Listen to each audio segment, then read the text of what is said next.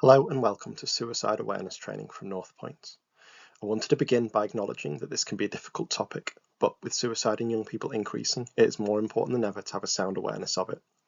This training is designed to build that awareness and to allow you to manage suicidal behaviour in the young people in your care, whilst also not putting any expectations on you as school staff to do assessments or to be the experts. This session is not about prevention, it is aiming to raise awareness of suicide in young people and to develop further skills in ways which we can respond or have difficult conversations with young people. Some of you may have personal experience of suicide. You might know people who have experienced suicidal ideation or even attempted suicide. But the relationships we are considering in this training are about you as a professional working with young people and with a duty of care to them. Please remember to follow your own safeguarding policies and to please seek further support from the first point of contact team if needed. My name is Adam Harvey and I'm a Senior Education Mental Health Practitioner in the Calderdale Mental Health Support Team. The MHST is part of the Open Minds partnership, with Open Minds being one of the key parts of this, providing the child and adolescent mental health service in Calderdale. This service provides specialist mental health support for children and young people, along with advice and signposting. The MHST offers a similar service, but directly to schools. Open Minds also provides the opportunity for young people to get more help from SWIFT, as well as completing neurodevelopmental support and assessments in Calderdale. For this session, we'll be aiming to understand what we mean by suicide and to raise awareness of suicide in children and young people, to identify helpful and unhelpful language when discussing suicide in children and young people, to be better able to respond to children and young people who are experiencing suicidal thoughts, to feel more confident having those difficult conversations with our children and young people who are experiencing suicidal thoughts, and finally to know where and when to access further support and guidance. Before we begin, I just want to acknowledge that discussing mental health in general can sometimes be a sensitive and upsetting topic, especially when discussing suicide. Please look after yourself, and if you need to take a break, please do, as well as speaking to somebody such as your GP if you feel you need any extra support at all. We're going to begin by looking to understand and raise awareness of suicide. Suicidal behaviours can cover a range of different things, but the two key areas that we're considering are suicidal ideation and suicide planning, both of which are explained on the slide. We'll also look in more detail at some of the language to use later in the session. Like all mental health, there is not one cause, with lots of risk factors that may combine to increase the risk of suicide for a young person. Research does tell us that more than half of the people who die by suicide do have a history of self-harm, and so just to mention at this point that there is a separate training session available on self-harm. If you'd like to pause the video now, please read through the definitions of suicide on this slide and think about what you notice about them. What are the similarities and the differences? Is there one that sits better with you? Most definitions on suicide mention the intention, and this is about the intentional act of ending your life.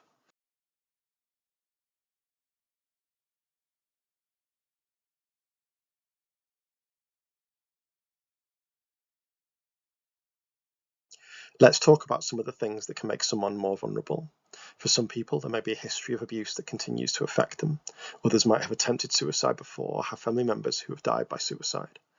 Ongoing or past mental health difficulties can also play a part, whilst times of questioning or exploring gender identity or sexual orientation can be especially challenging, particularly if someone doesn't feel accepted or supported. Cultural or religious expectations can also shape how comfortable a person feels about expressing distress or asking for help. Significant losses like bereavement, parents separating, or the end of an important relationship can leave someone feeling overwhelmed. Taking part in risky behaviours or simply not having people around who can offer support can also increase the pressure. Bullying can have a huge impact too, and feeling judged or stigmatised for struggling emotionally can make someone even less likely to reach out. And finally, any kind of barrier that stops a person from getting support, whether practical, emotional, or cultural, can make things even harder. Now let's look at some of the things that can help protect someone when they're going through tough times. Our first set of protective factors come from the cognitive style and personality of the young person. One key factor is having a sense of personal worth, feeling that they matter. Confidence in themselves can also make it easier to cope with challenges. Being able to reach out for help when things get difficult is really important. Openness plays a big role as well, being willing to listen to other people's experiences, consider different solutions, and to stay open to learning new ways of managing things. And finally, having the ability to communicate, to express what they're thinking or feeling, even in small ways, is a major protective factor. Another set of protective factors come from the family environment. Having strong, healthy family relationships can make a huge difference in how supported someone feels. Feeling backed by family and friends, knowing that there are people to turn to, is a really powerful source of resilience. Positive and consistent parenting also plays an important role, giving young people a sense of stability and security. And having positive role models around them, people who demonstrate healthy ways of coping and relating, can help guide them through difficult times. All of these family influences can create a foundation that helps to protect someone when life gets challenging. There are also cultural and social factors that really help protect someone during difficult times. Following positive values, norms, or traditions can give people a strong sense of grounding and direction. Having good relationships with friends and neighbours, people who create a sense of community, can make life feel more connected and supported. Support from key people in someone's life, whether that's a mentor, a teacher, a coach, or another trusted adult, can also be hugely protective. Spending time with friends who don't engage in risky or drug-taking behaviours can be stabilising too, providing safer environments and healthier influences. Being involved in social activities, whether that's clubs, sports, hobbies, or community groups, can help people feel like they belong. And underpinning all of this is having a sense of purpose, feeling like life has meaning, direction, or goals to work toward. Together, these social and cultural factors can play a big part in helping someone stay resilient and connected. There are also some really practical, everyday environmental factors that can support someone's well-being. Eating a balanced, healthy diet can make a noticeable difference in how someone feels, both physically and emotionally. Getting quality sleep is another big one. It helps people think more clearly and cope better with stress. Regular exposure to sunlight can lift mood and energy levels, even if it's just a few minutes outdoors each day. Staying active, whether through structured exercise or simply moving more throughout the day, is another protective factor that helps build resilience. And finally, spending time in environments where drugs aren't present or encouraged can create a safer, more stable space for someone to thrive. All of these small everyday factors can add up to make a meaningful difference in someone's overall well-being. There are also some signs that suggest a person might be at immediate risk, and these need to be taken very seriously. If someone is talking about wanting to end their life, or if they're actively looking for ways to do so, that's a significant warning sign. Similarly, if they're making a specific plan, for example thinking about a method, choosing a time or place, or expressing intent to follow through, that signals urgent concern. You might also hear verbal hints or warning statements that suggest hopelessness or desperation. Feeling worthless or helpless, or saying they feel trapped with no way out, can be signs that they're struggling too. They might talk about feeling like a burden, or say things like people will be better off without them. Any of these signs, on their own or especially when combined, indicate that someone may need immediate support and intervention. Sometimes a person might give verbal hints that they're struggling or feeling overwhelmed. These statements can be really important to pick up on. They might say things like, "I can't take it anymore," or "nobody cares about me." You may hear them express hopelessness with comments such as, "I can't see the point anymore," or "nothing matters anymore." Some people might talk about feeling like a burden, saying things like, "everyone would be better off if I weren't here." And occasionally, someone may make more direct statements about harming themselves, even if said casually or offhand, such as, "I'm going to top myself." These comments should always be taken seriously. They can be signs that someone is feeling deeply distressed and may need immediate support. These comments can also be made without any level of risk or concern. It is important to look at the context and situation. They are all comments that can be made when people feel overwhelmed or anxious, and in isolation, they may not be concerning. There is always the need to unpick and have a conversation with the young person. Next, let's look at ways of responding to young people experiencing suicidal thoughts, as well as considering having difficult conversations. Let's think about what we can actually do to help when a young person is experiencing suicidal thoughts. First of all, it's completely normal to feel unsure or worried about having this kind of conversation. Many of us don't feel fully equipped, and that's okay. What is important is that we do have the conversation. We need to gently explore what the young person is thinking and feeling, and whether there's any immediate risk. Remember, we all share the responsibility of helping to keep children and young people safe. Using sensitive, appropriate language can make a big difference. Drawing on the communication and empathy skills we already use in our everyday work helps create a space where they feel heard and supported. And just as important, you don't have to handle this alone. It's always okay to ask for help, to involve colleagues, or to escalate your concerns by seeking professional support, such as by contacting the first point of contact. Finally, make sure you follow your safeguarding policies and procedures. They're there to guide you and to protect the young person, and to protect you as well. When a young person opens up about suicidal thoughts, the way we respond can have a huge impact on how safe and supported they feel. One of the most important things is to stay calm. Even if what they share feels shocking or worrying, try not to show alarm. Keeping a neutral tone helps them feel more secure. Show them that you're really listening and that what they're saying matters. Small things like nodding, giving them space to speak, and allowing silences can make the conversation feel safer. Helping them recognize what they can do or what support they already have can be reassuring. It's absolutely essential that we never blame them or make them feel guilty. It may seem obvious, but comments like "don't say that" or "you shouldn't feel like that" can shut the conversation down and make them feel even more isolated. Instead, aim to be compassionate and understanding. We'll explore more about language in the next slide. Let them know you're there with them and that they're not facing this alone. Being clear about confidentiality from the beginning is essential by explaining what you can keep private and what you might need to share and why. This helps build trust. And finally, think about what support needs to be put in place. Consider who you need to tell, how you'll share the information, and when you'll do it, always following your safeguarding procedures. Starting a conversation about suicide can feel daunting, but asking directly and kindly is one of the safest and most supportive things that we can do. You might start by gently checking what the young person meant. For example, when you say you don't want to be here anymore, do you mean that you want to be dead forever? You could reflect what you're hearing. It sounds like you're thinking about suicide, is that right? Sometimes it helps to explain the word plainly. Suicide means hurting ourselves on purpose so that we die and are dead forever. Is that what you're thinking about? You can also ask in a direct but compassionate way. Are you telling me that you want to kill yourself or end your life? Are you thinking about dying by suicide? Or you might link it to how they're feeling. Sounds like life feels really hard for you right now and you're thinking about killing yourself. Is that right? And another gentle opener is sometimes when people feel the way you're feeling, they think about suicide. Is that what you're thinking about? Asking clearly doesn't make the situation worse. In fact, it often brings relief. It shows you're not afraid to hear the truth and that they don't have to hide what they're going through. Finally, summarizing a young person's response back to them to check their understanding can be really powerful, giving both yourself and the young person the opportunity to expand and develop understanding if needed. Once a young person has shared that they're having suicidal thoughts, how we respond can make a real difference. You might start by reassuring them that they're not alone.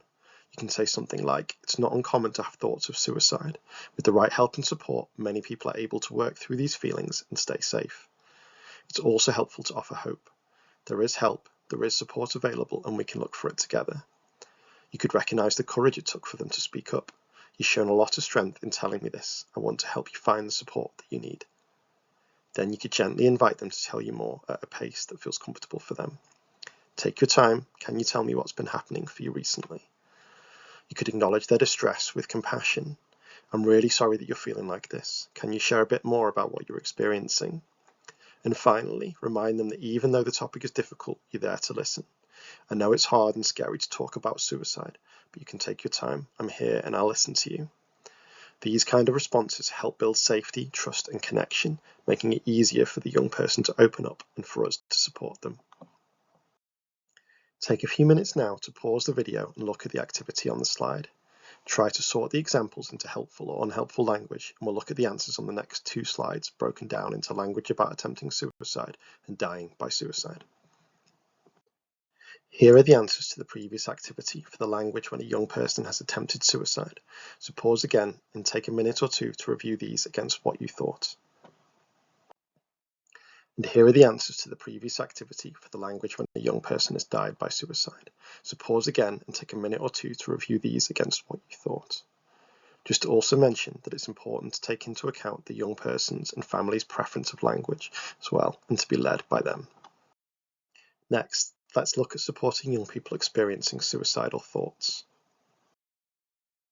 Once a young person has shared suicidal thoughts, it's really important that we work together with them and with their family or carers to agree on a safety plan.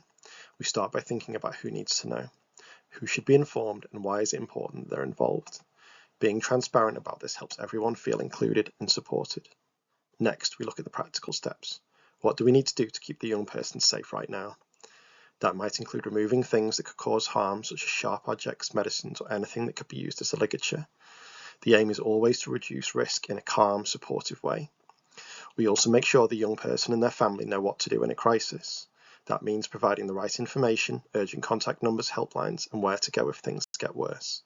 And finally, we think about follow-up. Do we need to check in again? Do we need another conversation or review to see how things are going? Creating a plan together helps everyone feel clearer, safer, and more supported moving forward.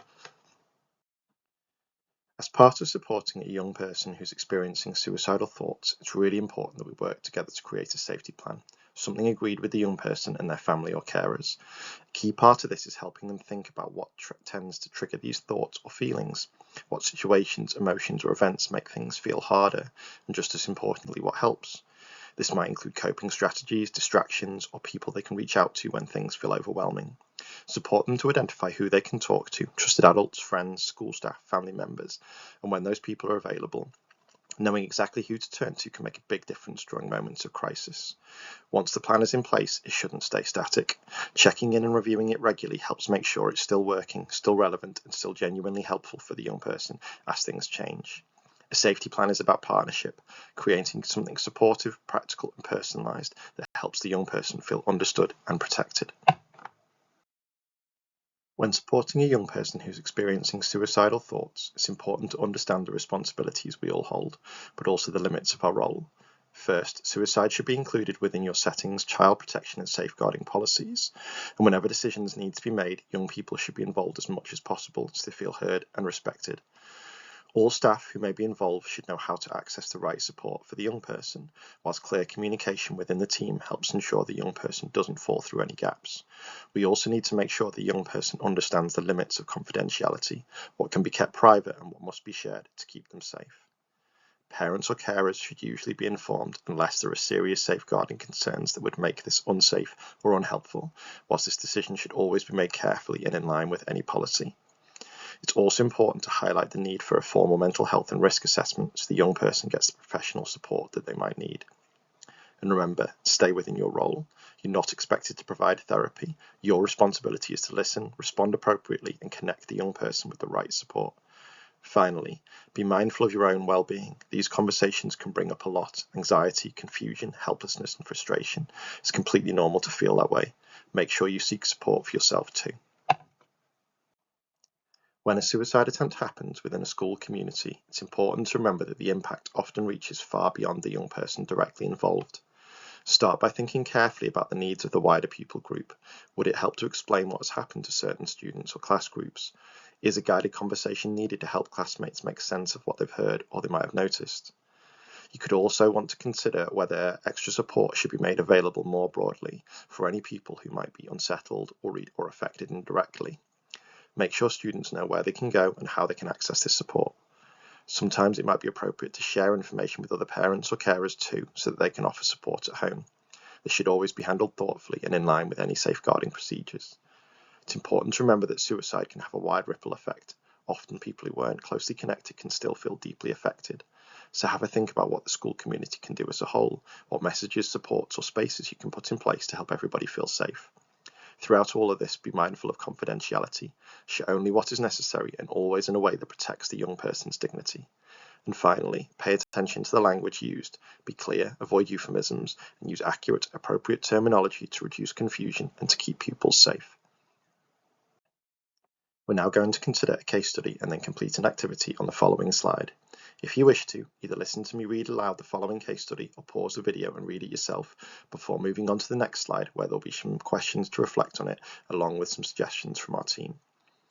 So, John is 15 years old. He's become socially withdrawn and irritable with his parents, who are going through a bad divorce. He says he becomes upset when he can't have his own way and then feels overwhelmed with guilt from his reactions. He gets high with his friends to help manage the pain, but his parents are unaware of this. He's told a teacher he has a good relationship with that he feels hopeless, angry, and guilty. His girlfriend has also recently dumped him. His teachers have noticed that his grades are dropping, and his friends have mentioned that he has given them some valuable possessions recently. One of John's classmates died by suicide last year, and John has been talking about this more recently. He's also been overheard saying to a friend that it sounds like a good idea. Having listened to or read through John's story on the previous slide, if you want to, now pause the video and try to come up with some answers to the questions on this slide using your own professional experience and what we've discussed so far. I will then share some suggested answers. So in terms of possible answers, with regard to further information that you might need to gather, there would be a need to ask about suicide, about intent and about plans. You need to find out if he's spoken to anyone about his feelings. We could also do with more information about his current mental health. Is he struggling with depression, or does he need to speak to a counsellor regarding his parents' divorce? In terms of risk factors, he's a teenage boy, there is a significant life event, there's a history of suicide in close friends, and there are some verbal warning signs. He's showing signs of withdrawal, he's giving away possessions, and there has been a relationship breakdown.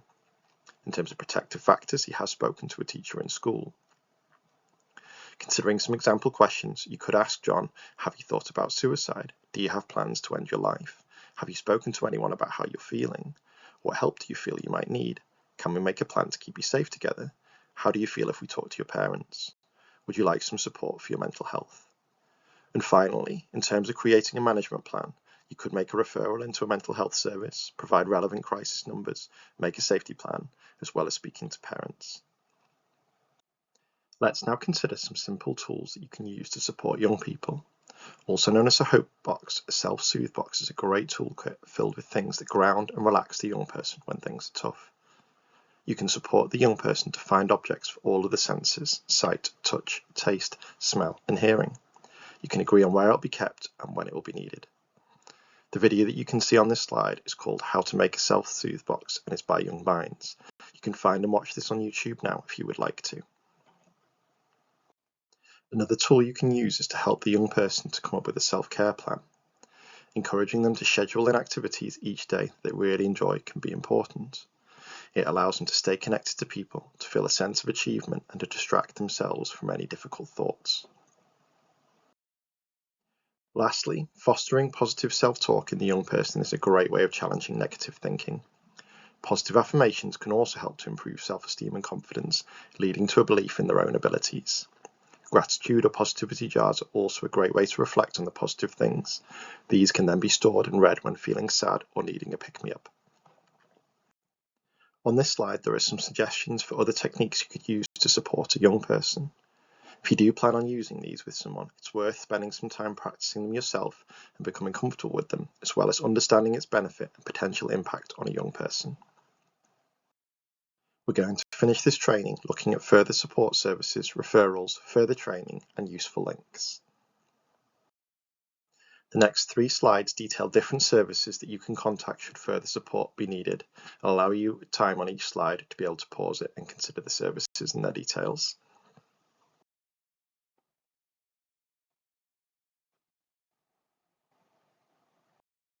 This slide details crisis advice, what support to seek, and who you could contact.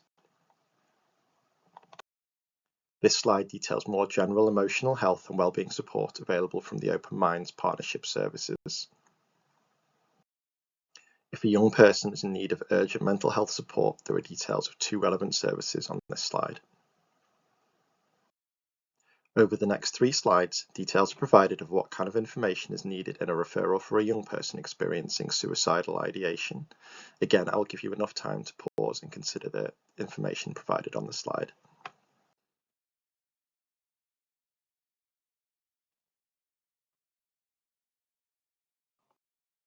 The Suicide Bereavement Service is an excellent service that is available for anyone aged 11 or older who has been affected by suicide.